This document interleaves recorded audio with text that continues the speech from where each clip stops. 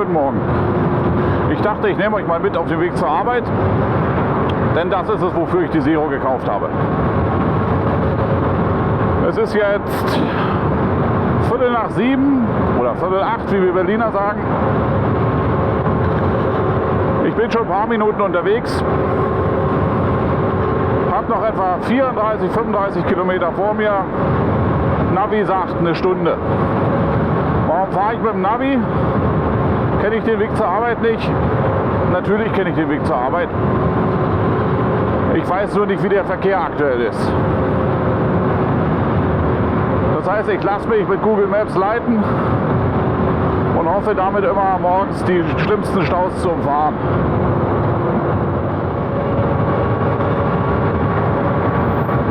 Am Anfang ist die Route immer recht schön.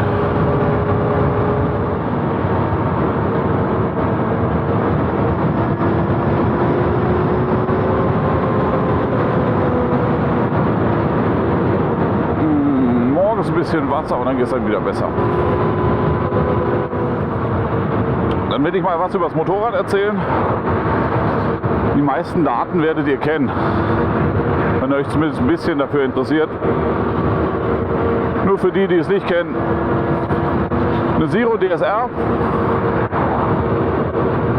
Leistung nominal 30 PS. Beim Beschleunigen ruft sie kurzzeitig bis zu 69 PS ab. Bei 190 Kilo geht das ganz schön ab.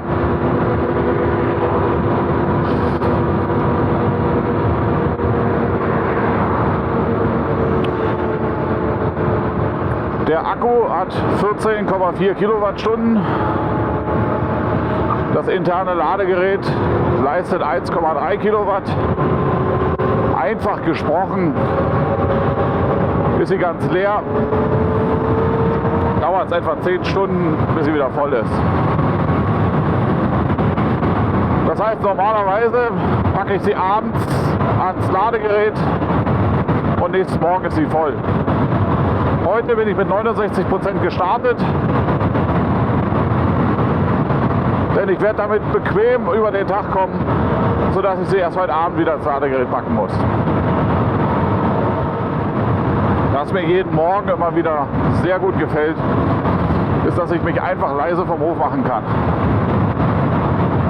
Ich wecke und belästige keine Nachbarn. Da, wo ich wohne, ist es recht ruhig. Es gibt 3 Motorradfahrer bei uns in der Straße mit mir zusammen. Und selbst bei dem, der ganz hinten wohnt, höre ich es, wenn er morgens zur Arbeit fährt. Das ist einfach so.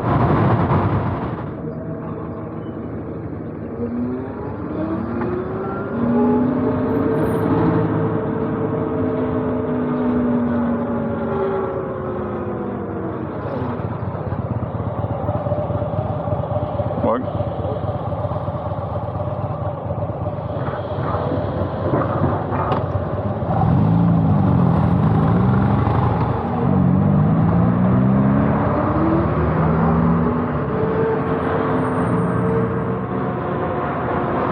Was einem besonders auffällt, gerade wenn die Fahrbahn ein bisschen glatter ist, dass die Fahrt absolut vibrationsarm ist.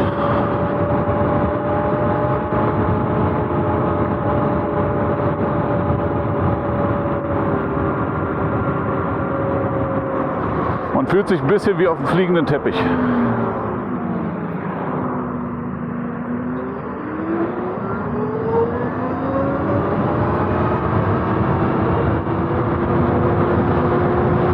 Die Fahrgeräusche bestehen hauptsächlich aus Windgeräuschen am Helm, wie Abrollgeräusche des Reifens.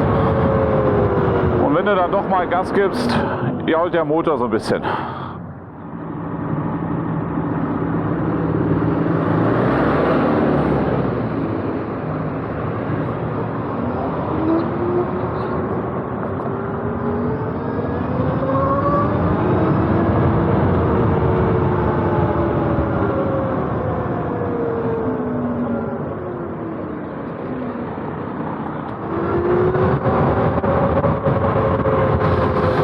Wie sehr Lärm eigentlich nervt, merkt man erst, wenn er weg ist.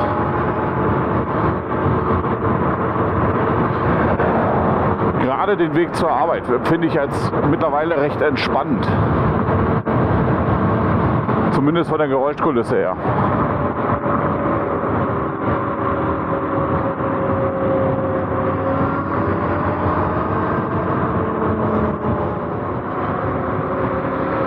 Einfach ein sanftes Dahingleiten.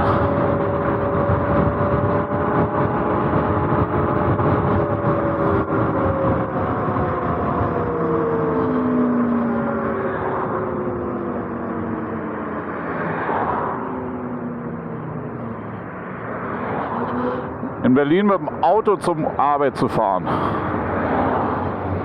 ist ein ganz spezielles Erlebnis. Das muss man nicht unbedingt haben. Vor der Pandemie bin ich regelmäßig eigentlich mit der S-Bahn gefahren. Das hat nicht wesentlich länger gedauert, war aber auch nicht wesentlich schneller, etwa eine Stunde, total stressfrei. Mal abgesehen von den immer wieder interessanten Menschen, die man dabei trifft. Im letzten Jahr habe ich das Bahnfahren pandemiebedingt mehr oder minder eingestellt. Bin hauptsächlich mit dem Tiger zur Arbeit gefahren, mit dem Verbrenner, und habe da einige Kilometer runtergerissen.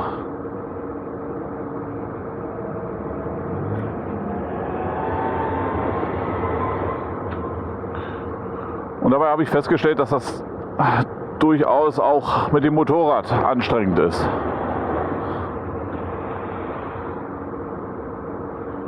Als ich mir im März die Zero gekauft habe, war das hauptsächlich für den Weg zur Arbeit. Das war mein erster Ansinn.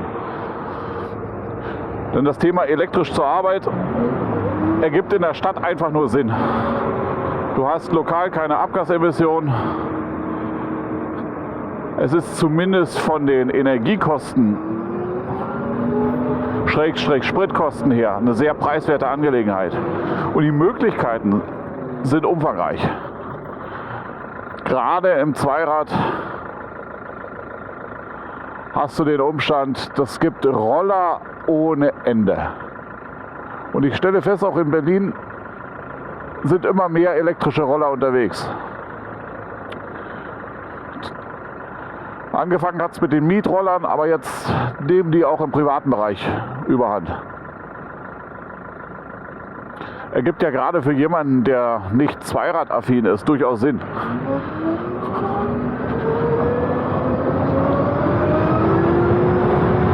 Denn das komplexeste Teil an so einem Motorroller ist ja normalerweise der Motor.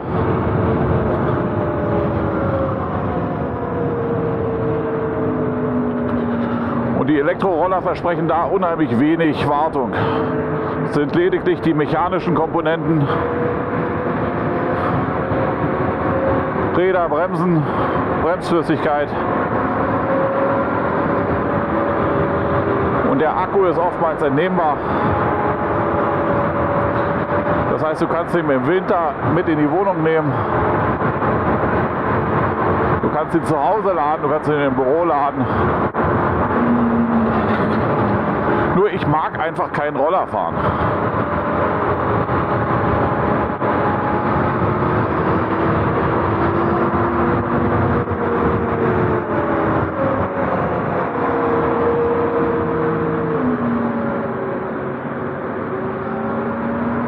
Ein Kollege von mir hat für seine Frau so einen Nio-Roller angeschafft. Die hat keinen Motorradführerschein, nur den Pkw-Schein, und die ist begeistert.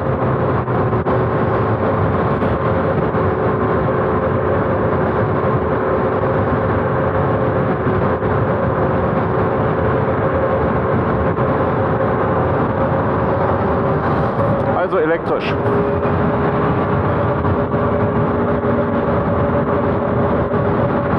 Was ist mir aufgefallen? Was mag ich nicht so ganz? Ich habe festgestellt, die Zero hat einen sehr breiten Lenker. Das heißt, das Filtern zwischen den Fahrzeugen, was in Berlin häufiger der Fall ist, Ampeln, Autobahn, Stau, das ist nicht ganz so einfach wie mit einem Fahrzeug, was einen schmaleren Lenker hat. brauchst halt ein bisschen mehr Platz.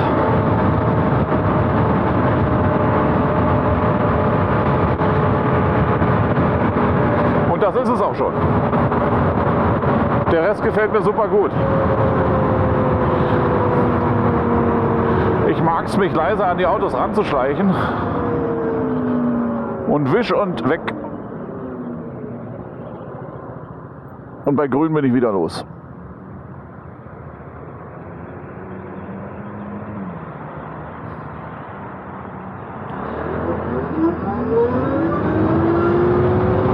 Du bist grundsätzlich der Erste an der Ampel.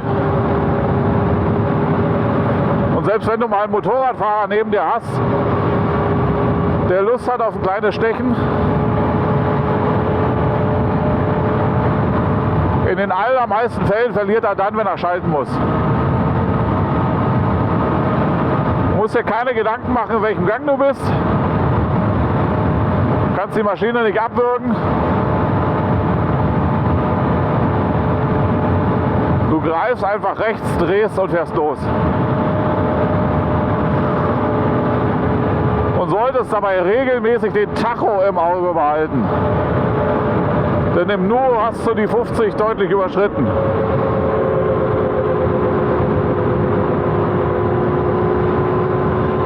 Okay, wer in Berlin 50 fährt, ist Verkehrshindernis. Trotz alledem müssen wir ja nicht unbedingt auf dem Weg zur Arbeit den Führerschein verlieren.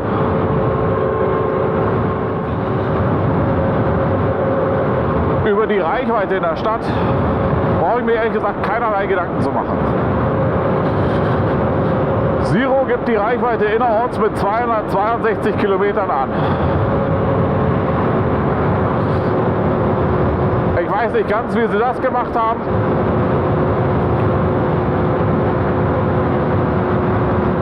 Zumindest nicht bei den aktuellen Temperaturen. Vermutlich in Kalifornien mit nicht mehr als 50 km/h. Beim konstanten Fahren. Vielleicht. Will ich auf alle Fälle mal ausprobieren, wie weit ich in der Stadt komme.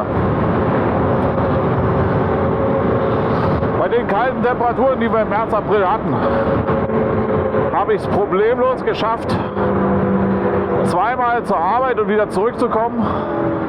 Das waren dann insgesamt rund 150, 160 Kilometer und dann bequem 20% Reichweite noch im Akku zu haben, beim zweiten Mal nach Hause kommen. Das reicht. Ich denke, wenn ich es ruhig angehen lasse und die Temperaturen zweistellig sind, dann sind 220 locker drin, auch 240 vielleicht. Und wenn ich ganz langsam fahre, mal schauen, vielleicht schafft man ja die 260. Ich war vor ein paar Wochen auf einer großen Motorradausfahrt, 45 Kilometer im Corso in der Stadt mit 25 Kilometer pro Stunde. Am Ende der Tour hatte ich noch 73% im Akku und nein, ich bin nicht die ganze Zeit 25 gefahren, sondern ich musste ja auch irgendwie dahin kommen. Und die Restreichweite war mir mit über 300 Kilometern angegeben worden. Je langsamer du fährst, desto weniger verbrauchst du. Aber desto weniger Spaß macht es auch. Und ein bisschen Spaß muss natürlich auch sein. Deswegen, ich rechne bei kalten Temperaturen 200 Kilometer in der Stadt.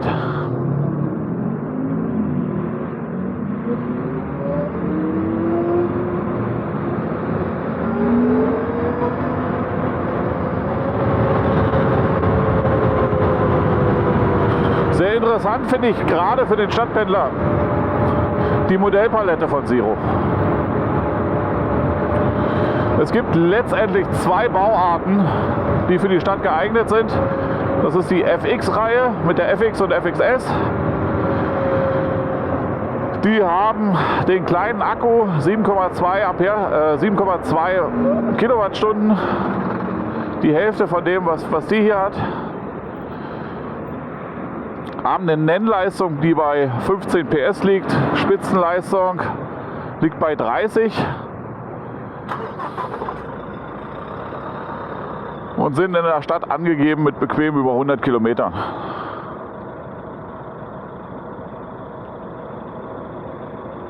Und dann gibt es die andere Baureihe, die SDS-Baureihe.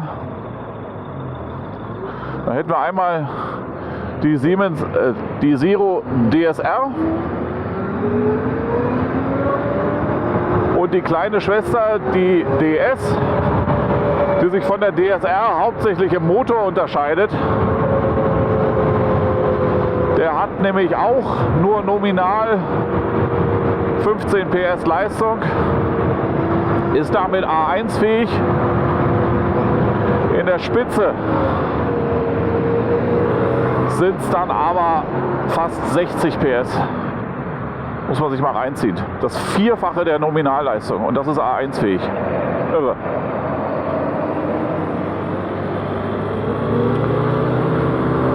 Und dann gibt es die gleichen Maschinen wie die DS oder DSR, nochmal in einer etwas tieferen Version, technisch nahezu identisch, lediglich das Fahrwerk ist etwas anders, andere Räder, andere Federbeine.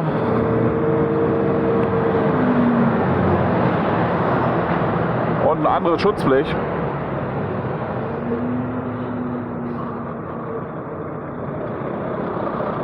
Halt mehr wie eine kleine nackte, nicht wie eine Enduro. Die großen Modelle, die SRF und SRS, die will ich jetzt mal ein bisschen außen vor klammern. Denn die halte ich fast ähnlich geeignet für den Stadtverkehr wie den 1 Liter Tiger. Sie sind halt doch recht groß, recht schwer. Die DSR wiegt 190 Kilo, die SR genauso. Die kleineren Versionen, irgendwas ist halt anders gebaut, wiegen 3 Kilo weniger. Aber das ist die Größenordnung, in der wir uns bewegen. Und damit okay.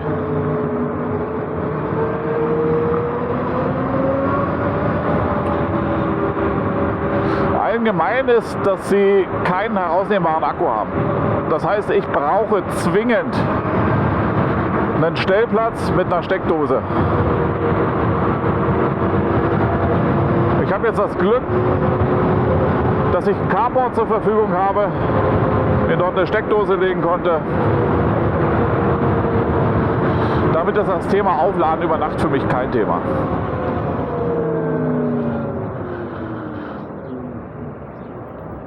Was mache ich jetzt, wenn ich Laternenparker bin? Wenn ich in einer Wohnung lebe und keine Möglichkeit habe, eine Steckdose neben meinem Motorrad zu nutzen. Und vielleicht kann es zumindest erstmal helfen an manchen Punkten, dass das Motorrad leise ist. Vielleicht ist da doch der eine oder andere Vermieter bereit oder die eine oder andere Hausgemeinschaft bereit, eine Steckdose zum Aufladen zur Verfügung zu stellen und dann im Gegenzug morgens nicht vom Motorengeräusch geweckt zu werden. Auf der Straße parken und laden ist nur bedingt eine Lösung. Der Stecker ist ein Schuko-Stecker. Und selbst wenn ich den passenden Adapter für die Ladesäule habe, kann den jeder abziehen. Abgesehen davon, dass ich 10 Stunden, wie gesagt, brauche, um das Ding voll zu kriegen. Und da freuen sich natürlich die Elektroautofahrer, wenn ich jede Nacht die Säule blockiere. Zum Glück gibt es auch andere Anbieter als Siro.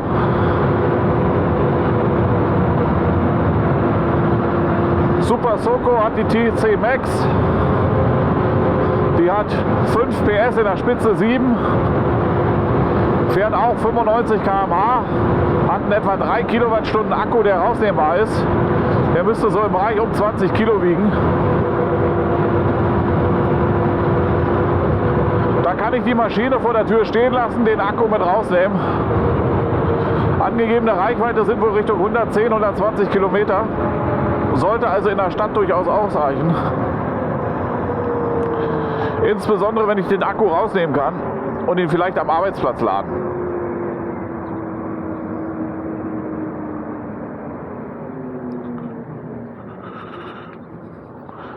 Als Alternative zur Super Soco gibt es von Horwin die CR6 Plus.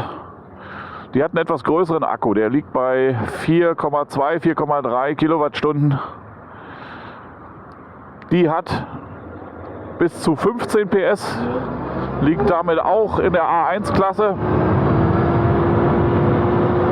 95 km/h Spitzengeschwindigkeit, das heißt auch damit komme ich auf die Autobahn. Bei einer vergleichbaren Reichweite wie die TC Max.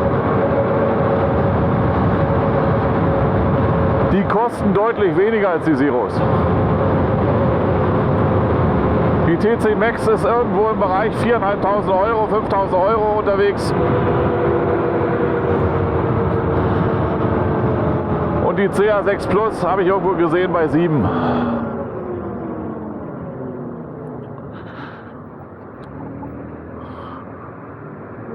Wenn es also rein darum geht, um mit dem Motorrad zur Arbeit zu kommen und das elektrisch, dann sind die vermutlich das Mittel der Wahl.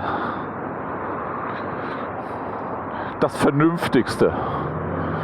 Wobei, an welcher Stelle kann man beim Motorradfahren von Vernunft reden? Motorradfahren ist nicht vernünftig. War es noch nie.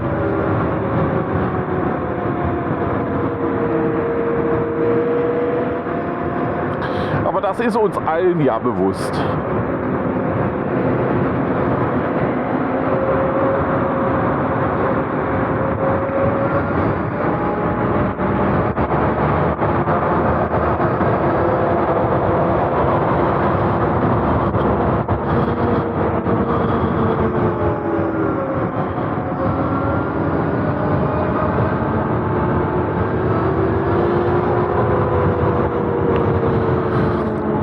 Wenn es so viel Preiswerteres am Markt gibt, warum habe ich mich dann für die Zero entschieden?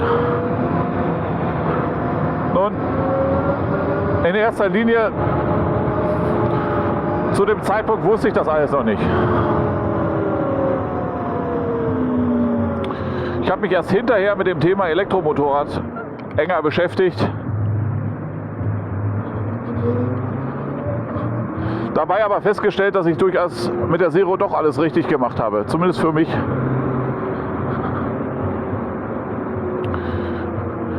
Denn im Gegensatz zur Horvin und zur Super Soco habe ich die Möglichkeit, die Ladegeschwindigkeit hier nochmal deutlich aufzupimpen.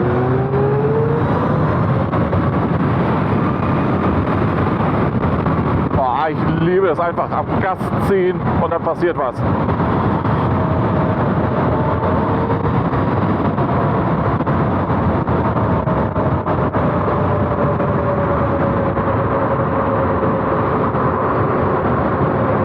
Eigentlich noch Gas sagen?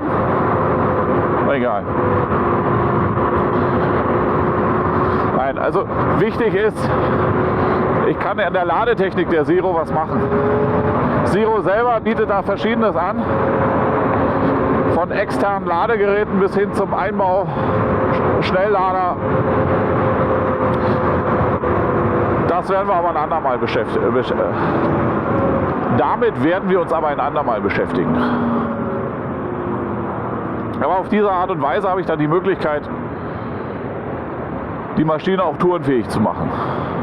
Denn mit dem eingebauten Ladegerät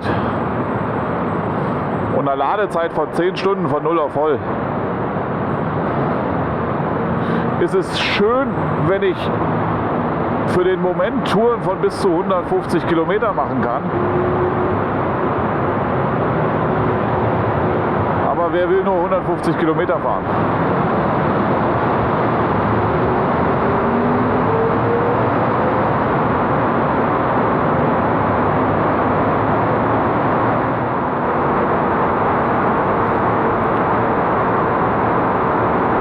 Allerdings ist natürlich der Vorteil, wenn man etwas weiter unterwegs ist und jemanden besucht, dort ein paar Stunden bleibt,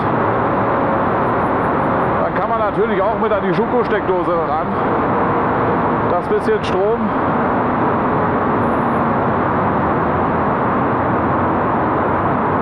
lässt sich problemlos an jeder Dose ziehen.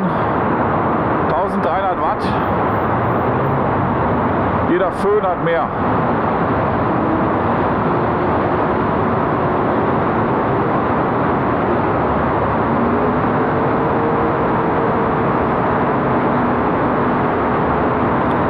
Wie viel verbraucht die ganze Angelegenheit? Nun, ich staffel seit einer Zeit den Stromverbrauch und die Kilometerleistung mit. Ich bin irgendwo zwischen 6 und 7 Kilowattstunden pro 100 Kilometer. Bei sicherlich einer Menge Stadtverkehr dabei. Der Akku selber hat nominal 14,4 Kilowattstunden, aber das darf man nicht 1:1 nehmen. Davon nutzbar werden so um die 13 sein. Das heißt, und das deckt sich mit meiner Erfahrung bisher, ich komme im gemischten Betrieb Stadt, bisschen Landstraße, durchaus rund 200 Kilometer weit. Wobei ich sie ehrlich gesagt noch nie ganz leer gefahren habe.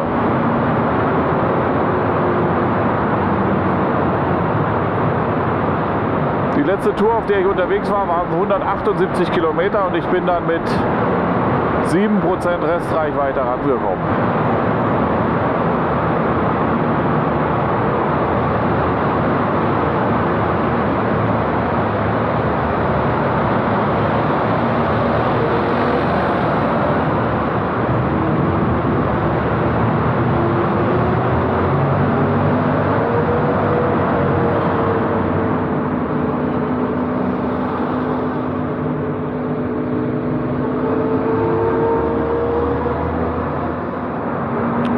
Haben hier ihre Fabrik.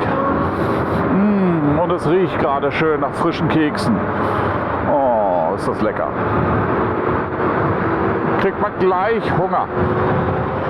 So, mittlerweile ist es 5 vor 8. Der Verkehr hat deutlich zugenommen.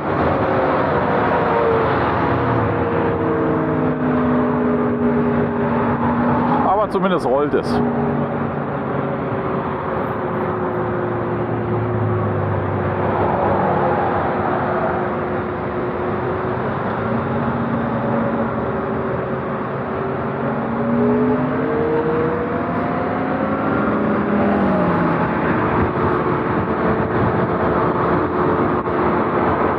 Bei 69% State of Charge sind wir losgefahren.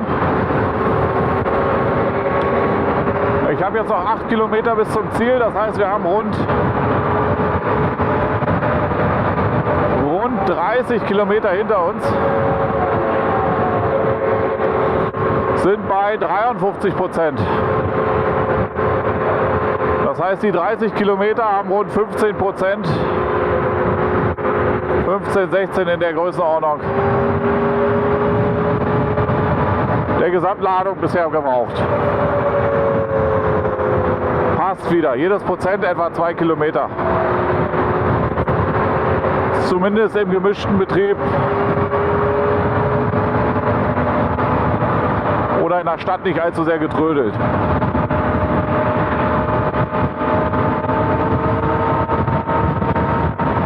Ich merke es richtig, je nachdem wie der Verkehr ist, welche Route ich geführt werde.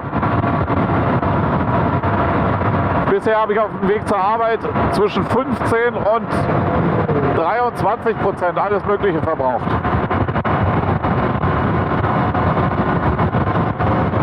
Dabei gilt, je mehr Stau, desto weniger verbrauche ich. Aber wie gesagt, um den gröbsten Staus zu entgehen, die immer wieder woanders sind.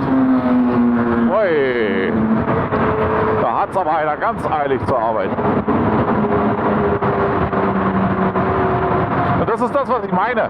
Warum muss ich morgens den Leuten auf den Sack gehen?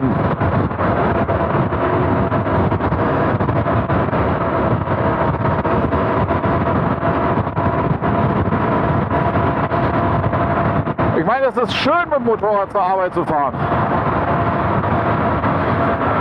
Viel besser, als wenn ich gleich morgens mich in den Käfig setze. Den Käfig auf 4 Rädern.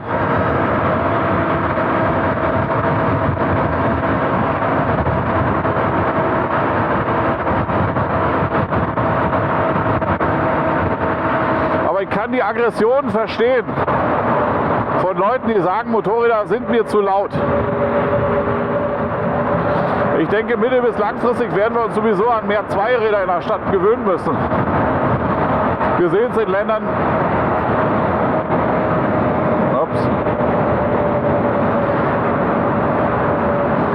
Wir sehen es in Ländern wie China oder im restlichen südostasiatischen Bereich, so, wo die Städte einfach voll sind, die individuelle Mobilität hauptsächlich auf 2 Rädern stattfindet. Und auch da sind sie mittlerweile weiter. Wenn ich richtig informiert bin, sind in verschiedenen Metropolen in China Elektrofahrzeuge, wenn nicht sogar verboten, zumindest verpönt. Nicht Elektro, was rede ich? Verbrennerfahrzeuge.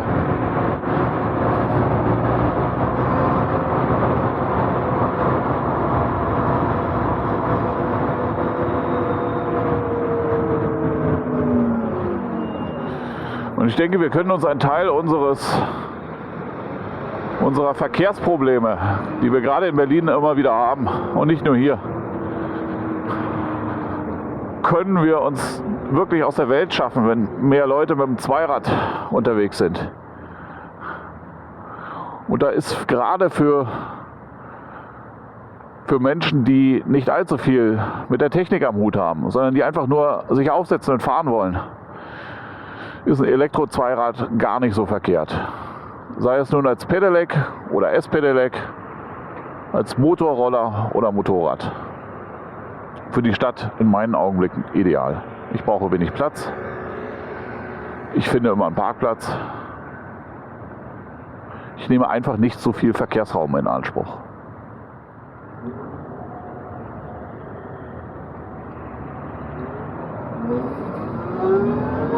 Und ich gehe einfach keinem auf den Sack.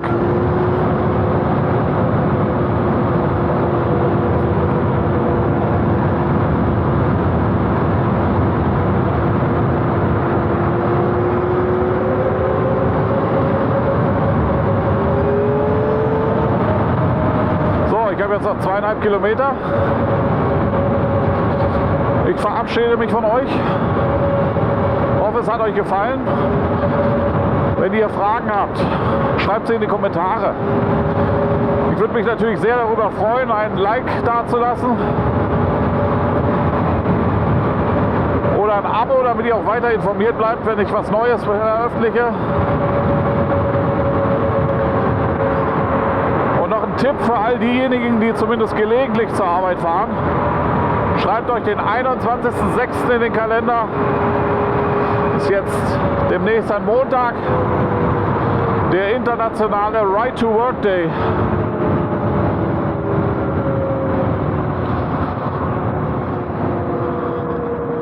Der Tag, an dem ein bisschen ins Bewusstsein gebracht werden soll, dass man auch mit dem Motorrad zur Arbeit fahren kann, um einfach weniger Verkehr zu verursachen.